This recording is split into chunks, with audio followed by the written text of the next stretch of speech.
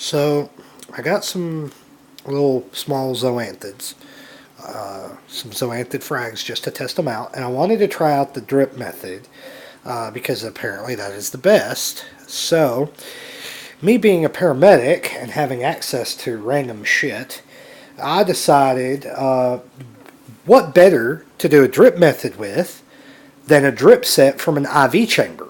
It's sterile when it's opened, and it's perfectly fine to put in our bodies, so it should be pretty close to being good for saltwater tank. So what I did was I cut off the tip that goes into the IV bag, we call it the spike, placed it in the tank and used my mag float to hold it in place. I set the drip to approximately 100 mLs in 15 minutes, and I put my frag in a lock and lock that I usually use to take water for water testing, and obviously it's down here on the floor. This is after I acclimated it for 15 to 20 minutes to the aquarium's temperature, and this is a 10 drop set, so every 10 drops is a milliliter.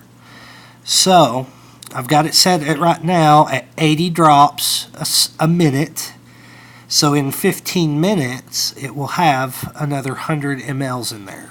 So I'm going to go up to, why I'm using the lock and lock is because it already has markings on the lock and lock itself to show how many milliliters of water are in there, or ounces, and it just makes measurement a little bit easier.